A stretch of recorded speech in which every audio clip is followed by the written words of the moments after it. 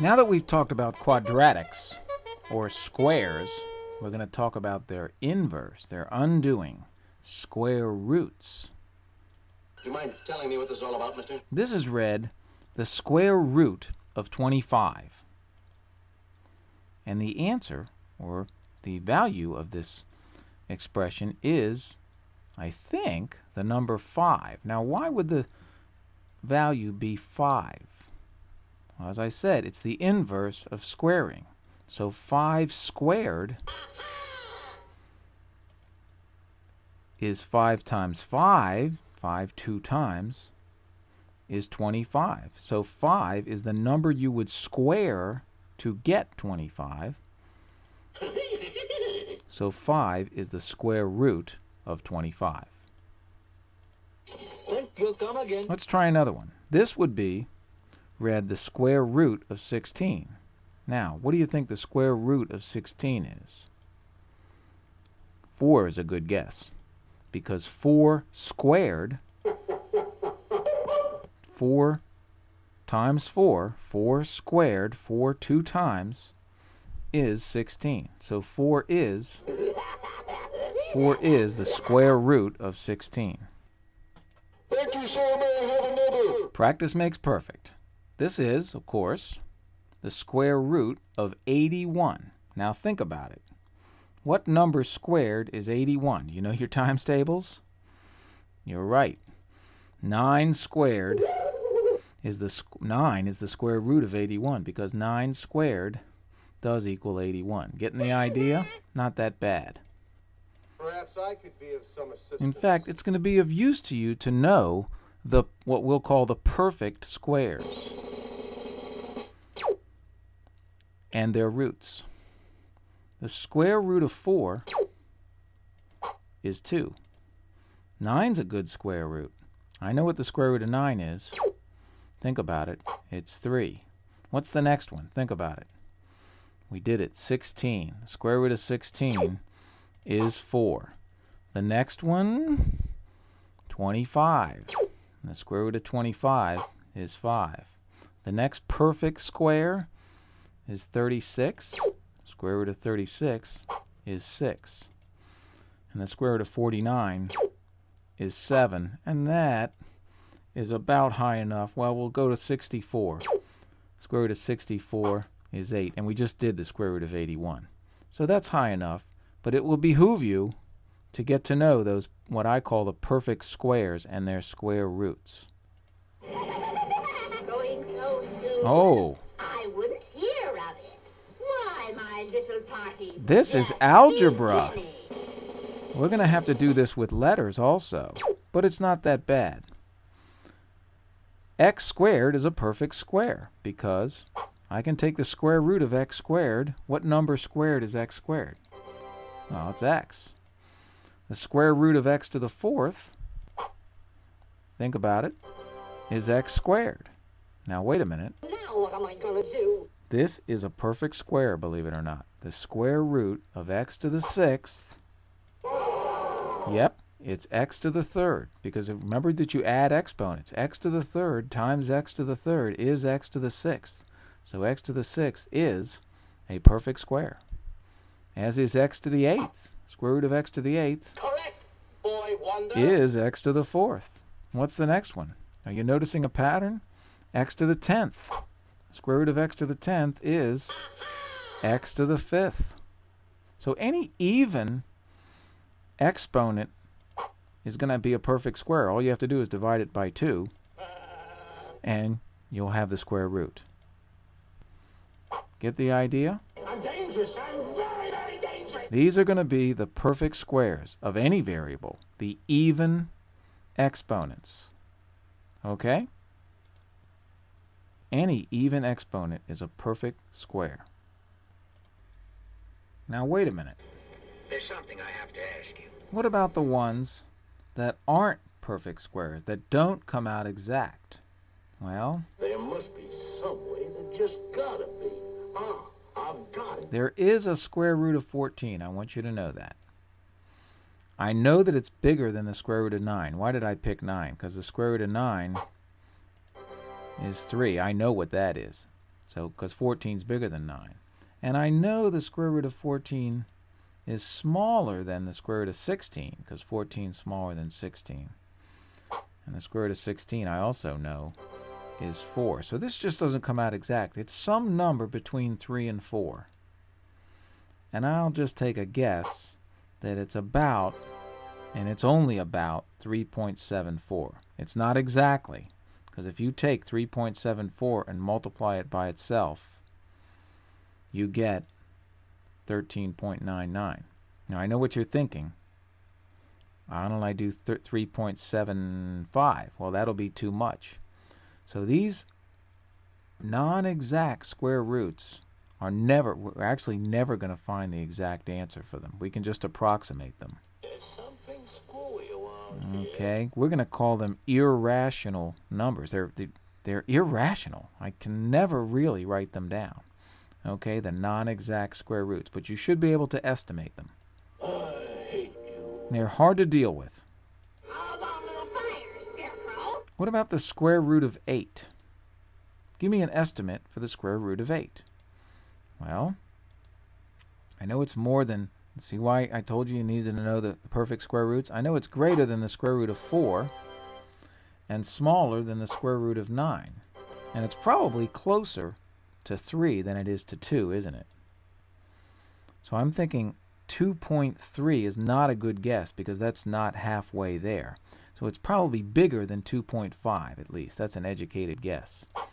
I'm going to say it's about 2.8, and 2.83 is a pretty good guess. Because 2.83 squared equals very close to 8, a little bit too much. Missed it by that much. But it's a good guess, and that's all I'd ask you to do is to at least be able to make an educated guess and know what the square root means. Now I want answers. I shall have answers. Do you know that you can get square roots with a calculator, especially with these non-exact square roots? The calculator is going to be very useful. Of course, you'll need to know where the on button is. And that's the x squared button, not the square root button. But if you hit second and then x squared, you see, you get the square root. Okay? And you're going to need to know where the enter button is also. Because if you hit second, x squared, that'll give you the square root, and then hit some number, and enter, you have to hit enter to tell it that you're done typing the number. It will give you the square root of that number. Okay? No problema. That will be your answer. Now, if you take that answer and square it to check it, of course, you should get the original question that you had. Okay? So that's what the x squared button is for. I am not programmed to respond in this area. How about this number? This is not the square root of 8. This is the cube root of 8. Well, think about it. We're going to take a guess as that it's 2. Now let me show you why I think it's 2. It's not the square root of 8. It's the cube root of 8. And so 2 cubed, 2 to the third power, does equal 8. So it's called the cube root as opposed to the square root. Get the idea? Pay attention, son. This is for your own good. Now when we don't write a little number up there, we're going to say that it's the square root. Okay, so that is the square root of 64, which we know is 8, because 8 times 8 squared equals 64. So 8 is the square root of 64. What is the cube root of 64? That's got to be a little bit different. Some number cubed. Well, it's not 8.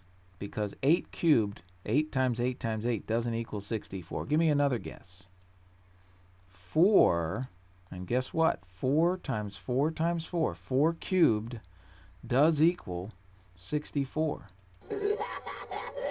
So 4 is the cube root of 64. 8 is the square root of 64, but 4 is the cube root of 64. Pay attention, son. Look at me when I'm talking. Now, when we talk about radicals and roots, if you would, there's going to be some rules. You don't have to memorize them if you'll just check. if you think about it, we'll try some. Any positive square root has two answers. Any number that is positive, if you take the square root, it's going to have two answers. Any cube root is going to have only one answer. And a negative square root is going to have no answers. How can that be? Are you pondering what I'm pondering? I'm hoping you know now that the square root of 16 is 4, right? I know you are, but what am I? Couldn't it be negative 4? What's negative 4 squared? Isn't that negative 4 times negative 4? Two negatives make a positive, remember. If negative 4 times negative 4 equals 16, Believe it or not. the square root of 16 can be negative 4. So, Prepare to be astonished. the square root of 16, that expression, has two answers. Yes, it does. It has positive 4 and negative 4. Fascinating. Sometimes, if we get lazy, we write plus and minus 4. Plus or minus 4, that way we don't have to write it twice. So when you see that, you'll know what it means. The two answers. The square root of 36 could be negative 6, if you think about it. Because negative 6 squared, Sinister forces are at work. that's not sinister forces. Any positive square root is going to have two answers. Get used to it. Positive 36, the square root of it, is going to have two answers. Plus 6 and negative 6. Or plus or minus 6. Write that in front of your mom. She'll give you a kiss. And now for something completely different. Now the cube root of a number, of a positive number, No way. could that have two answers? Well, let's check it. Negative 2 to the third power, cubed if you would, is negative 2 times negative 2 times negative 2. Now you have an odd number of negatives, so that equals... Something very, very wrong with us. Oh, negative 8 is not 8, is it? So the only cube root of 8 is positive 2, not negative 2. Pay no attention to that man behind the curtain. So you're not going to use that answer. A cube root is only going to have one answer, isn't it? Well, ooh la dee da. Just positive 2. Whoa! Now, we could have a cube root of negative 8, but it's still only going to have one answer. It is going to be, in fact, negative 2. Because negative 2 cubed does equal Wait a minute. negative 8. But positive 2 won't work, okay? So any cube root is going to have an answer. It's just only going to have one answer. And that's how she wrote. Only one answer. Houston, we have a problem. How about this one? The square root of negative 25. That, sir, is illogical. You know why we're going to have a problem here? Well, could it be 5? 5 squared is 5 times 5 is 25, not negative 25. I know what you're thinking. No! It's not 5. How about... I know what you're thinking, but let's check it. Negative 5 squared, or negative 5 times negative 5, Whoa! that equals positive 25. Nothing for you. They don't match either. Ooh, I'm tired. So it doesn't equal 5, it doesn't equal negative 5. The square root of negative 25 has no real answer. There's no such thing. Pay attention, son. Look at me when I'm So in general, hopefully it makes a little more sense, any positive square root, or the square root of a positive number, is going to have two answers. Any cube root is going to have only one answer. And if you try and take the square root of a negative number, it's going to have no answer. Okay? But you don't have to memorize those. Just check your answers and see if they work. Not because they are easy, but because they are hard. Just to get the idea and get it well, let's try working with higher roots. Pay attention, boys. I'll show you how it's done. It's really done the same way. They're not any more difficult. The fifth root of 32 is going to be the number that you raise to the 5th power to get 32? The 5th root.